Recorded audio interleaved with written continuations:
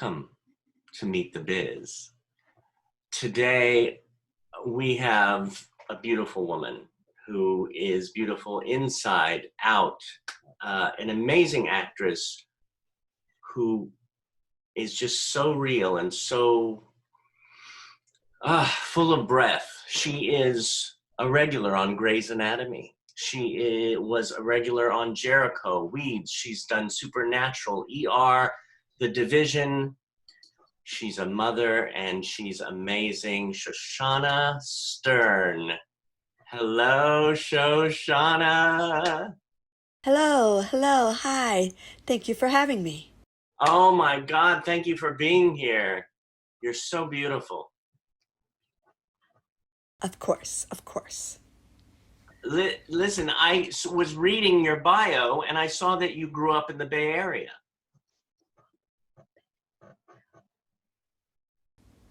Yes, that's true. Because I did too. I was like, oh my God, we were neighbors. San Mateo. Where are you from? San Mateo.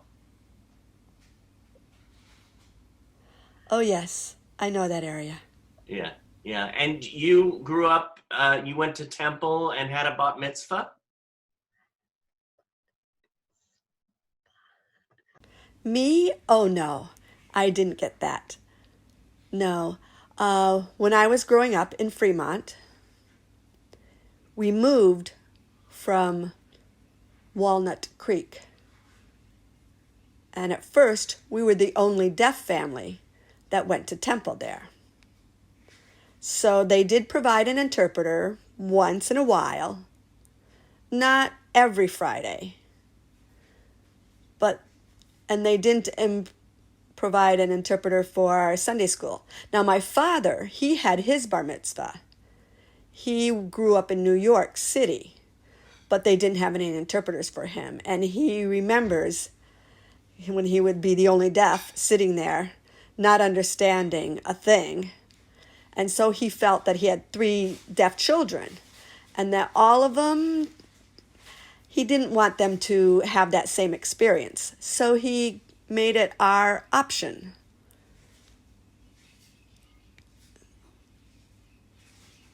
If we wanted to go to Sunday school without an interpreter. We didn't choose that. That must have been difficult. So I did not have a bat mitzvah. Okay. So they didn't have an interpreter at temple? Well, when I was little, when I was young, I didn't think anything of it. But now when I look back, I do wish I would have had the patience for it. It would have been hard, yes, without an interpreter, but my dad did it. And I know I could have done it too. Right.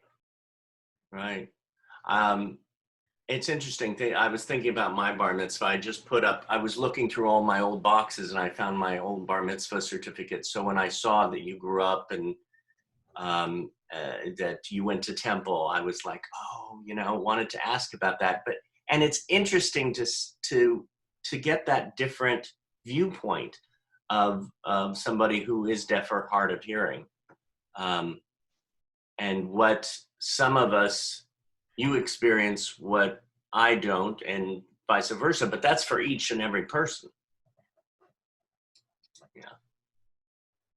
Yeah. Also, I saw, and I'm relating that 2 of your grandmothers were Holocaust survivors. And did anyone pass in the war during the Holocaust?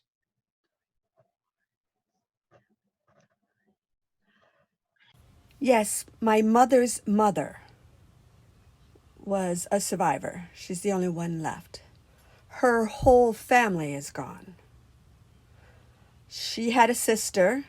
Her sister had already moved to America before the war. Thank heavens. But the whole family was lost in the war. Yeah, it's interesting because I never met I met only one grandmother, And with her family, she had, I believe, 7 brothers and a sister, and half of the brothers were wiped out, as well as her sister and her mother, so my great-grandmother. And it's interesting. I bring this up too because so many people out there are trying to deny the Holocaust. So when I hear of somebody, when I read on your IMDb about that, I was going, just, the connection that we have to say, hey, or we never got to meet some of our family.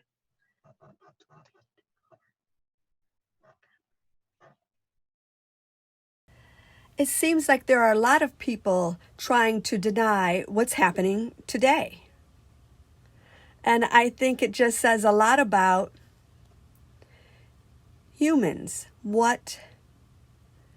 that we try not to think about difficult things. And that denial that they happen will make history repeat itself again. Yeah. Well, talking about history, you are making history in other ways. I knew you were a stunning actress. One of my favorite movies actually is The Hammer, which you were one of the leads in. Did you enjoy doing that film? Yes, definitely. I felt like with that movie, it was really unique because it portrayed the deaf. Yes, it was his journey to become a wrestler. I mean, it was a wrestling movie, but it was really much more about how he found language. He struggled as a wrestler. He wasn't very good because he didn't have any language. And until he found his community and found his language, and then he was able to be a successful wrestler. And I think that's very interesting, a deaf experience, a true deaf experience, and you have to find your community. You don't always get your language from day one. You're not born into your community sometimes. You have to search and find it. So I was really fascinated by that, how they showed it. It was very interesting. It was very cool to see, this sports movie with a lot of athletes that guys like to go see, but at the same time, it had depth of story, and I hadn't seen something like that at that time. So it was really important for me and very special for me to be a part of that. Yeah. Well, it was, visually stunning, and the story and the characters, it had so many levels and depth to it. So it was really beautiful. And one thing I remember too with the visual, it was also audio where they muffled the sound, and it made us even be pulled in more into the film.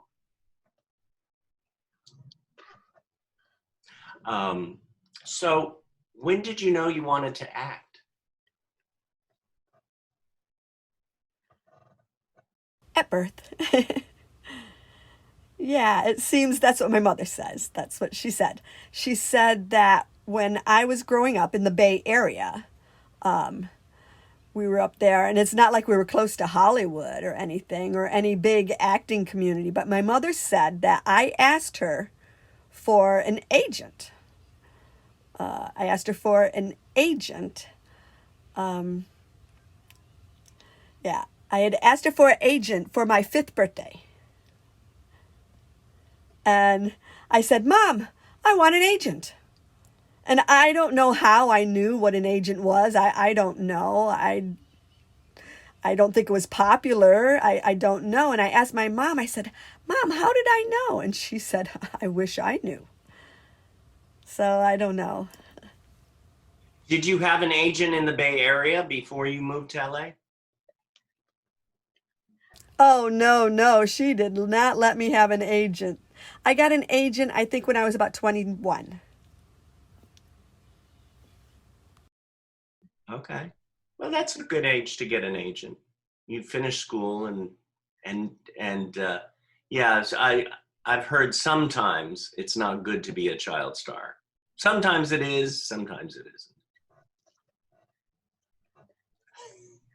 Oh, no. I'm so happy my mother told me no. And my daughter, she's 5. She's 5. And it's different for her because she grew up in Hollywood and she goes to the sets on my shows. And she'll watch, and sometimes she'll yell, "Cut." She yells, "Cut." I say, no, that's not your job. That's not your job. But she wants to act. And so it's easy for me to provide her with that experience with my shows and her friends. But would I let her go through that, the audition, at 5? No. Or, I mean, like the theater for schools and classes, that's a different thing. And I would give her that. But the business can be really tough. I mean, even for me, but definitely not for 5. Moms decide, they make the right choices. Yeah. Well, I mean, she's so beautiful. I mean, and she has this charisma. I mean, I could see the two of you doing a project together one of these days.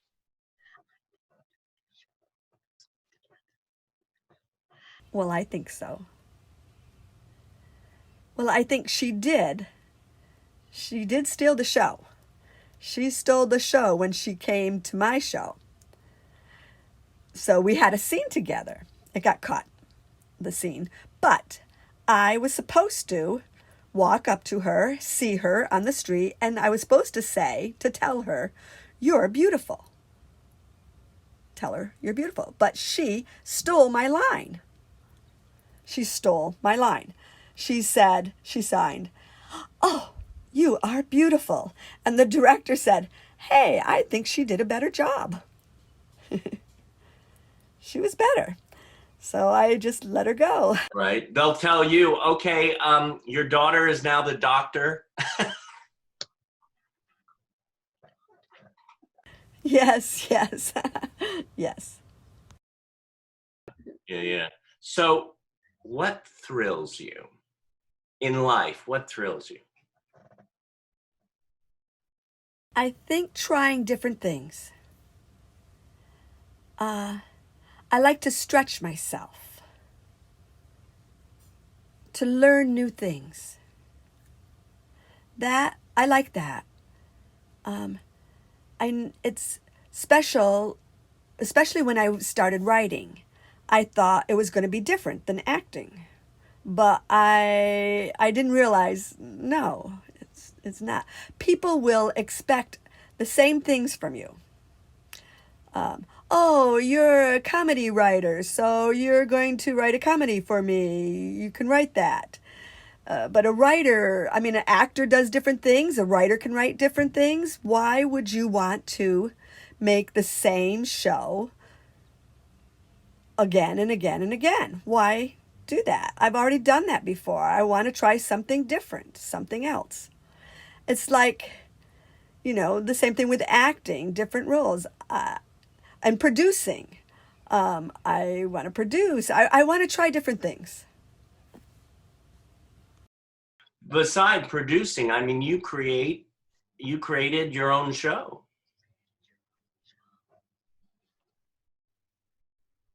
Yes. And you have been, God, reoccurring roles in Weeds, Jericho, The Close, Threat Matrix. I could go on. So to have this career that you have is stunning.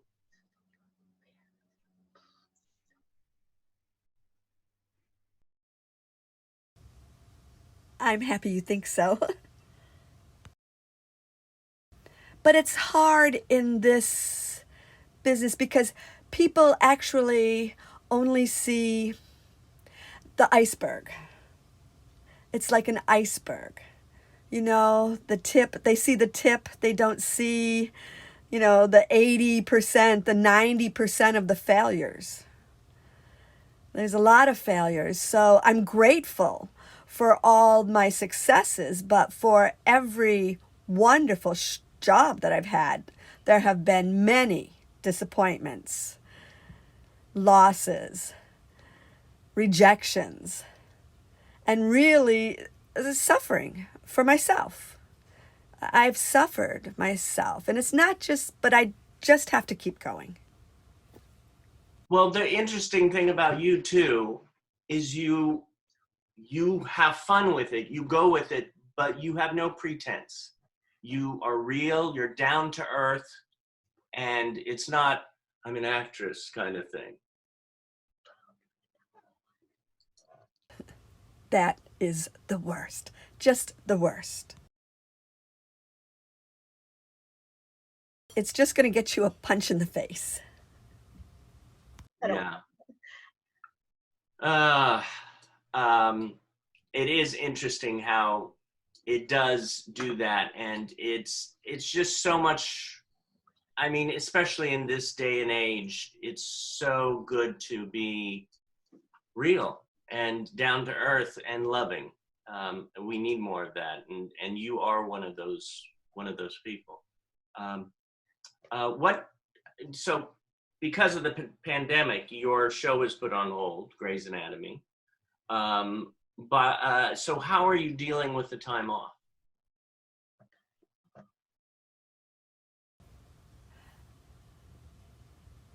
I've surprisingly found other ways to be creative in ways that I didn't expect. Like when I started the hashtag for, it's hashtag Operation ASL Storytime. So I wanted to elevate sign language storytelling for deaf children who had to stay at home. And because most deaf children are from hearing families, and so they don't have access to sign language. And I was thinking about that. And there are so many stories by famous actors, by different people that are for hearing children. But there's nothing for deaf children. So I decided I would make the hashtag. And then it became a community effort. I put it out there, the sign language storytelling for children. And then I really wanted to explain why it was so important, because people didn't understand why, the reason behind it. And they said, oh, well, we already have story time for hearing children. It should be fine for deaf people, but it's not. So I wrote something. I wrote an article, and somehow it got out there. And so the New York Times, the newspaper, the New York Times published the article, my article about that. It was for their Modern Love. It was Modern Love, the section they have. And they published the article there. And if it hadn't been for that blessing for being put out there, I never would have been, published in the New York Times. So it's strange how things happen. And I feel like it's very good for me to stretch myself and to be creative like that. Oh, I love that. I love that. You're just doing so many things, and I mean to get on that show, to get on Grey's Anatomy. How was it? How was it to get on that? I mean, I remember your first scene. If we can show it, I'm going to show it here. Maddie's 13. I should have years before she's in the kissing stage. What about Scott Thompson? Oh, well, that was different. He gave me a Styx record. Well, maybe Taylor gave Maddie something. Wait, Maddie kissed Taylor? Yeah. Taylor Olson. Yeah. Good morning, Hadley. Suzanne, how you feeling? She's been digging up dirt on you. It's called research. I didn't exactly have to do a lot of digging. Hospital hell. You see that article? That piece was intended to highlight weaknesses within the entire healthcare system. And the surgeon who wrote it actually recently came back to work here. You're not going to find better, more competent care in the whole Northwest. Can I help you? Excuse me?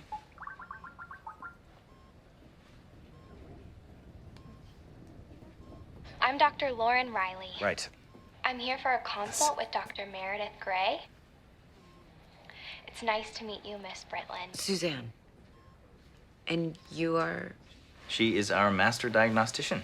Oh, thank God. I'm gonna ask about 1 billion questions and run even more tests. I'll annoy you greatly, but in the end, it will be worth it, okay? I like you already.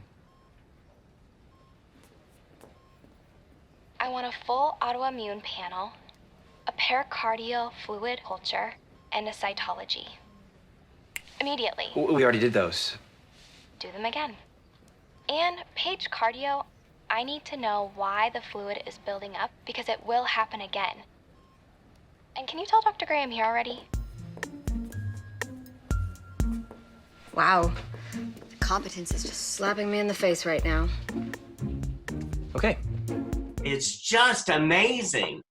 The power, this is what came to my mind, the power of silence, of quiet. Yet it's not, it's full. And that's the way it's perceived by some.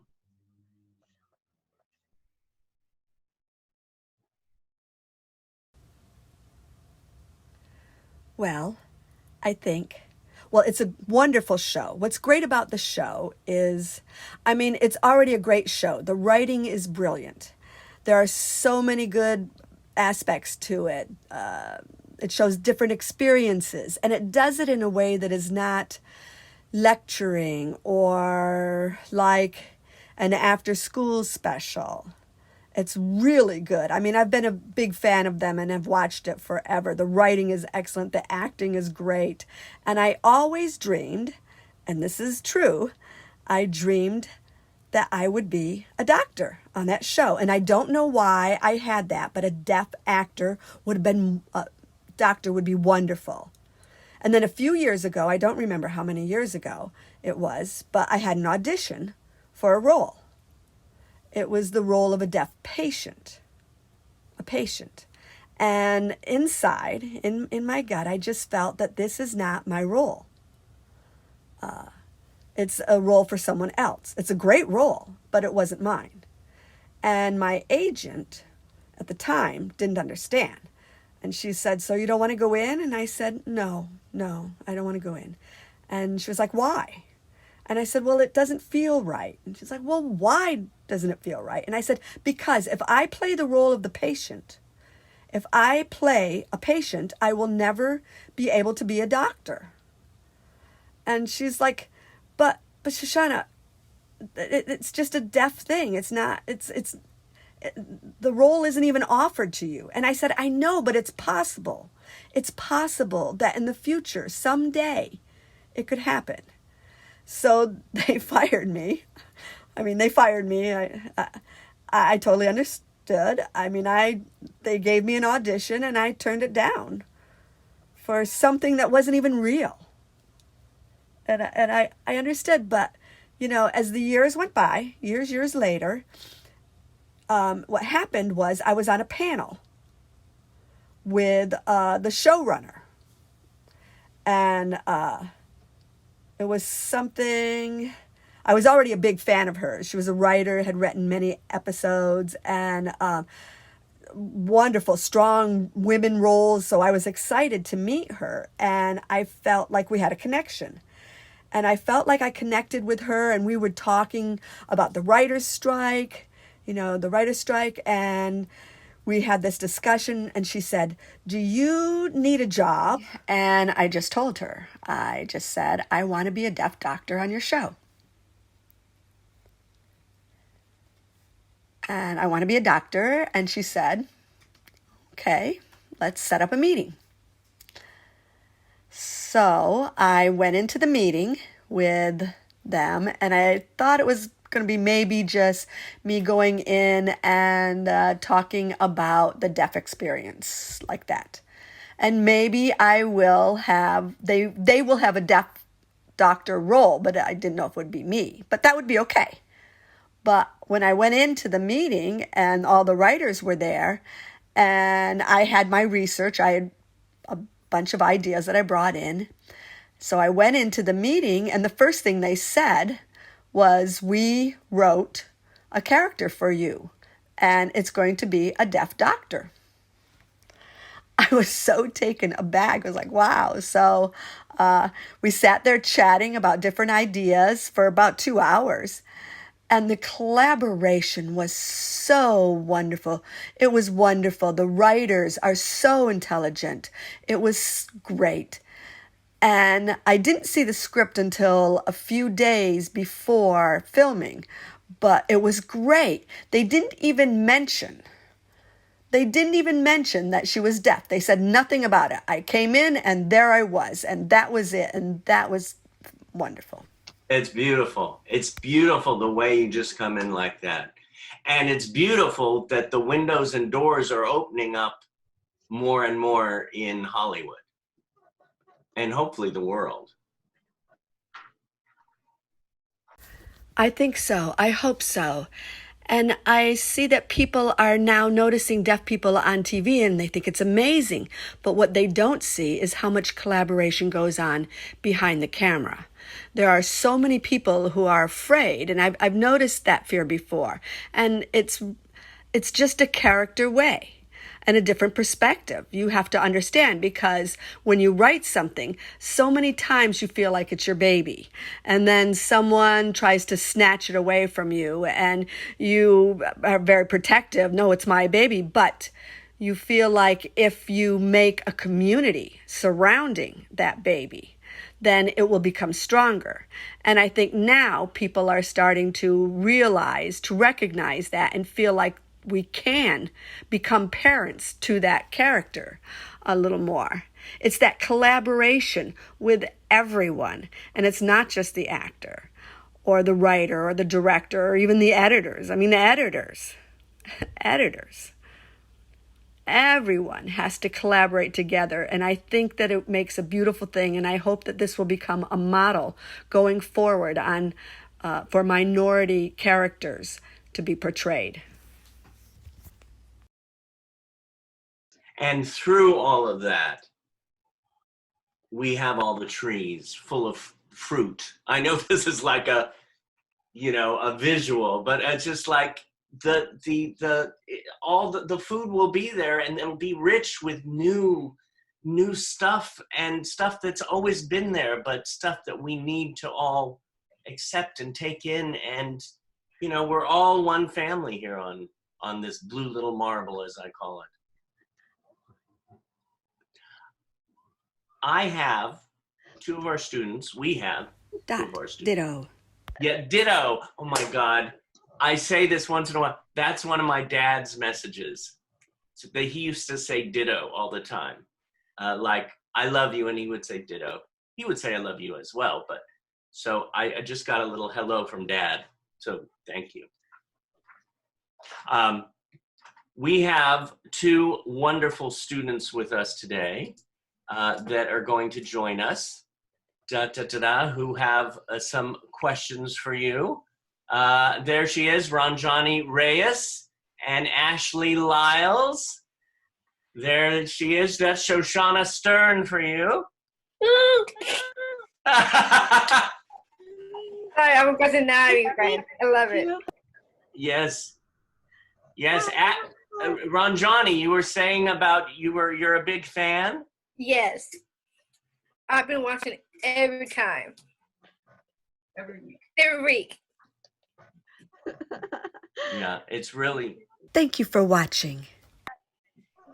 You're welcome.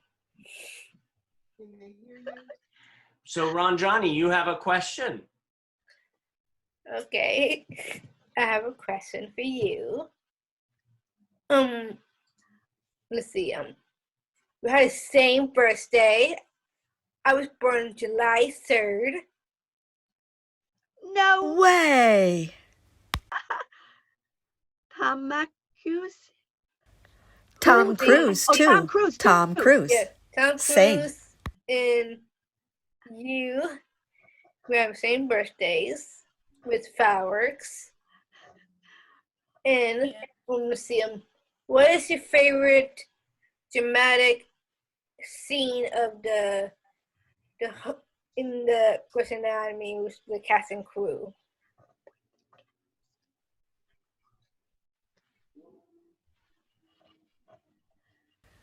Actually, I like it when I'm fighting with Ellen Pompeo, the actress who plays Meredith Grey. And Grey is very multifaceted in her character, and with two strong women who call each other out. And they're both right. And I like that. You don't see that often like that, especially with two women. And both of them are right most of the time. I mean, maybe one can be wrong, but both of them are equal, peers. They're both talented. They both respect each other. But both of them are different people with different perspectives. And that's really cool.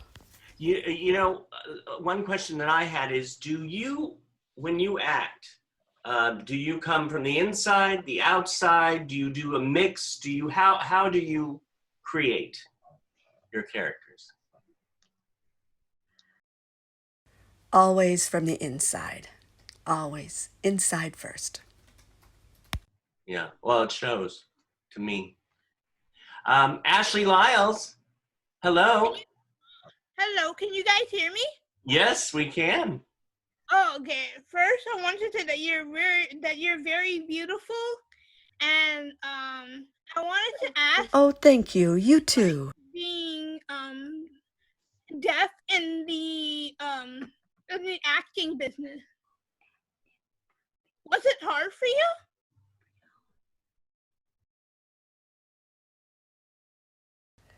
I've never really had any other experience. I've never not been deaf. And in show business, honestly, I think it's tough for everyone. Everyone struggles in this business. I see so many actresses, women, I think they might have a harder time. I think it's harder for women once they reach a certain age. And I see some hearing actresses that you look up to and they seem like they work all the time, but they become stuck. They're just stuck.